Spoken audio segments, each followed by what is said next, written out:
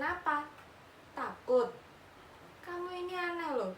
Cuma piring biasa saja kok langsung gemeter gitu mendengar suara derap sepatu. Ayo terus bersuara, bernyanyilah. Karena hanya kamulah satu-satunya sahabat saya di sini.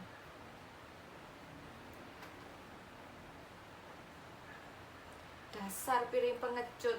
Ingat, eksistensimu ini sudah kuangkat, sehingga kamu tidak sekedar menjadi alat makan, tapi subjek yang bersuara. Kamu punya hak untuk bersuara. Ayo bersuara.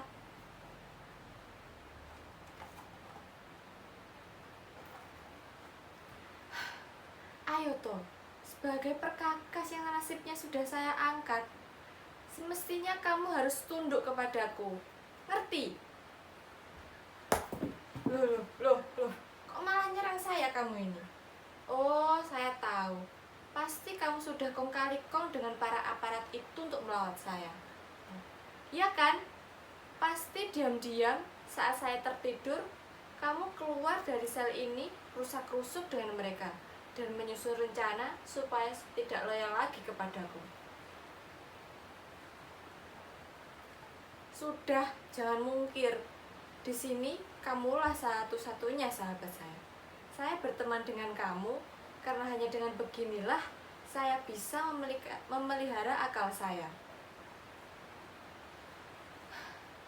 Menjaga kemampuan saya untuk memelihara harapan, impian.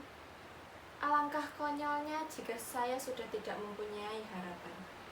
Dan lebih konyol lagi, jika saya tidak punya kemampuan untuk memelihara harapan. Jadi tolonglah, jangan sekali-kali kamu membelot lawanku. Terimalah ketulusan cintaku. Atau jangan-jangan kamu ingin agar saya ad interimkan? Dek Piring, kamu ini harusnya bersyukur karena kamu punya kedudukan yang sejajar denganku. Jangan bertingkah, saya mutasi jadi kakus dibeolin kamu. Loh, mau kemana? Jangan tinggalkan aku. Cepat turun sini. Jangan ngambek gitu. Ada apa? Kamu mau ngomong apa sih? Sini ngomong terus terang sama saya. Apa? Ayo toh, jangan bisik-bisik begitu. Yang benar ngomongnya. Kamu jangan sembarangan bisik-bisik loh. Atau kamu jadi mau tukang bisik ya? Sempro. Yang menentukan kamu mau jadi apa itu saya. Nasibmu sepenuhnya ada di tanganku.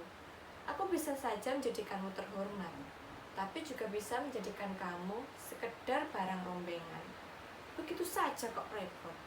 Sini, kamu ingin saya jadikan barang rombengan atau jadi terhormat? Makanya, sebagai aparat kamu ini jangan semena-mena, apalagi dengan orang sipil macam saya. Jangan kabur dong.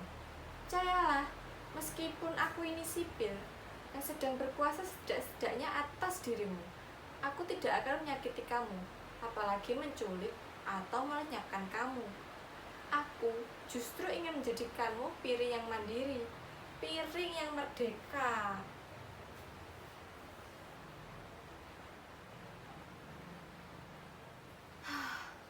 Ternyata kita ini sama-sama penakut ya.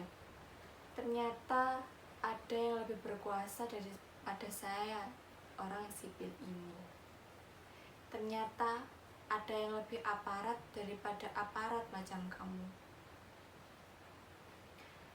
Ya, mereka adalah aparat yang hanya bisa membentak, memerintah, dan memaksa kita untuk patuh melalui teror dan ketakutan.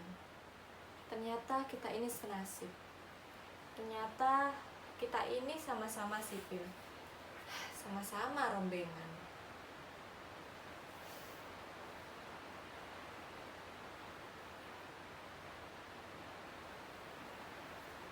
Penjara, kuburan, apa yang membedakan keduanya?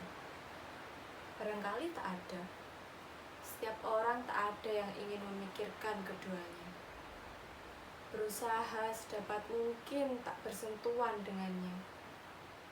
Orang yang tak ingin berhubungan dengan kuburan karena selalu mengingatkan pada kematian.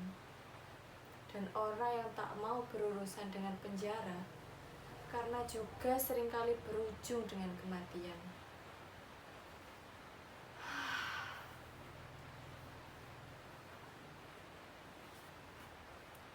Anda semua pasti membayangkan kalau saya ini tokoh besar, tokoh oposisi yang ditangkap kemudian dipenjarakan.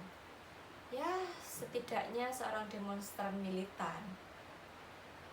Wah, betapa gagahnya dan mulianya prasangka saudara itu.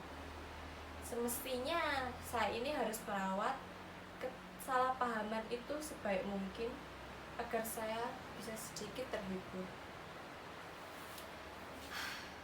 Sehingga diam-diam saya ini bisa merasa bahwa diri saya ini memang orang penting, orang besar yang selalu ditakuti penguasa. Tapi sebentar, saya kok curiga ya? Jangan-jangan saya ini memang orang besar. Tidak-tidaknya ada yang besar di dalam diri saya. Iya loh, jangan-jangan saya ini memang benar-benar pemberani, militan, dan cerdas pastinya. Iya kan? Coba lihat, setidaknya saya ini punya potongan sebagai pembangkang. Pantas kan saya jadi pembangkang? Soalnya jadi pembangkang itu ternyata ada enaknya. Kalau nasib baik, bisa terpelanting naik jadi pengusaha, atau setidak-tidaknya jadi petinggi negara lah. Ya, perkara sesudah jadi penguasa lalu lupa berjuang, itu bukan soal pengkhianatan. Bukan itu justru menunjukkan sikap konsisten untuk selalu tidak konsisten.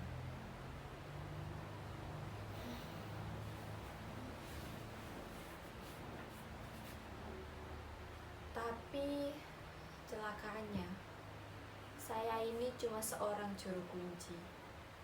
Kekuasaan saya cuma sebatas kuburan dan tulang-tulangan yang berserakan. Itu pun cuma juru kunci kuburan umum.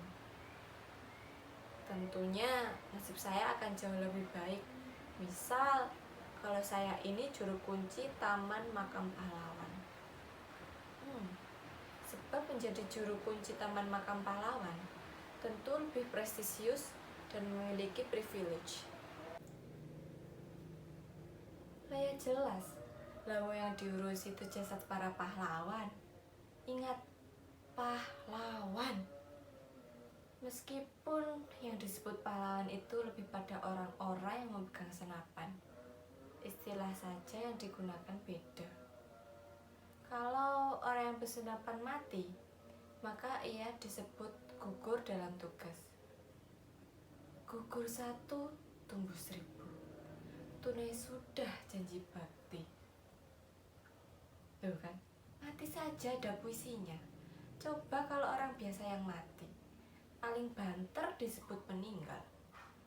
Apalagi kalau hanya orang kere yang mati, maka dengan semena-mena ia disebut tewas, atau goib, atau bahkan mudar.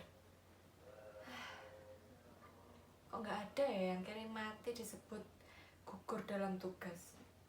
Padahal seorang kere pun yang galibnya juga punya tugas mulia, karena kemuliaan itu ada ukurannya sendiri-sendiri, tergantung bagaimana kita memaknai kemuliaan itu. Meskipun ya kebangetan jika tiba-tiba ada kere yang merasa benar-benar mulia. Gila masyarakat kita ini.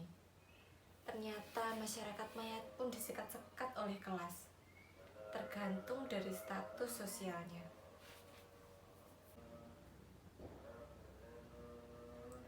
Dan sejarah yang ditulis para pendekar cenderung menganggap senapan sebagai ukuran kepahlawanan.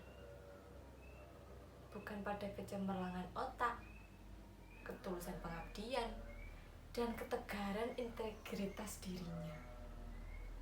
Tapi saya tak ambil peduli. Meskipun mayat-mayat yang saya urusi tidak dikategorikan sebagai pahlawan, saya toh bangga sekaligus sekaligus terharu. Karena mayat-mayat yang saya urus itu tidak pernah mengeluh karena persemayamannya. Panas, gerah, sumuk.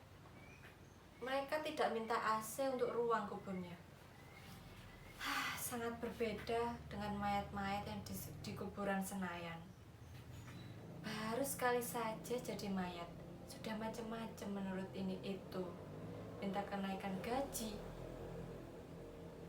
Akhirnya saya paham, kalau toh mereka itu tak banyak menuntut ini itu, barangkali mayat-mayat itu memang sudah lama terdidik dan terbiasa hidup menderita ketika hidup di dunia.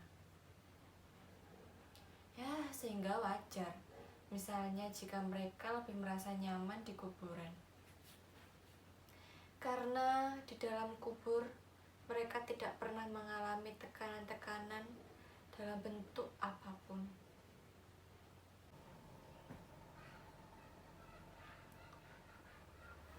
Mayat-mayat yang saya urus itu begitu santun. Mereka adalah klien-klien saya yang terhormat. Meskipun bisa jadi mereka mati dengan cara tidak terhormat.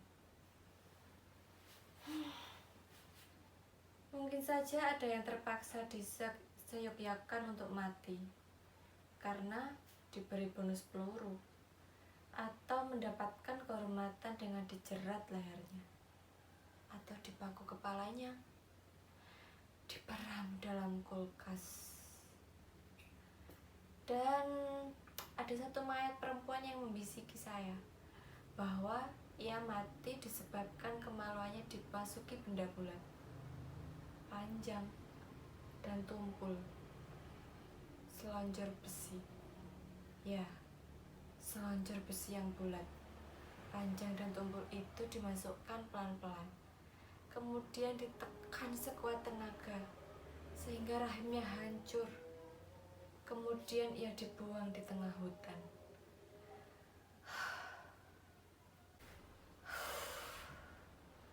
Saya benar-benar terkesima dengan nasib mayat sahabat saya ini. Mbak, wahai mayat yang selalu hadir dalam mimpi burukku, di manakah kamu? Ceritakan padaku tentang dirimu. Kenapa aku justru dieweran ngurusi persoalan besar yang masih gelap? Bukankah persoalanku sendiri masih gelap? Aku sendiri tak pernah tahu bahwa diriku memiliki kelayakan untuk dikurung seperti ini.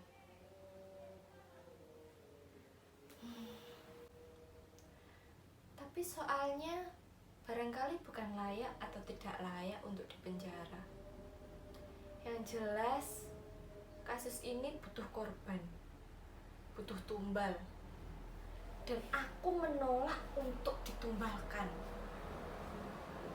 Besok kepada interrogator akan saya katakan persoalan yang sesungguhnya, biar semuanya jelas. Aduh, mengantuk saya ini. Walah, interogasi lagi. Capek saya.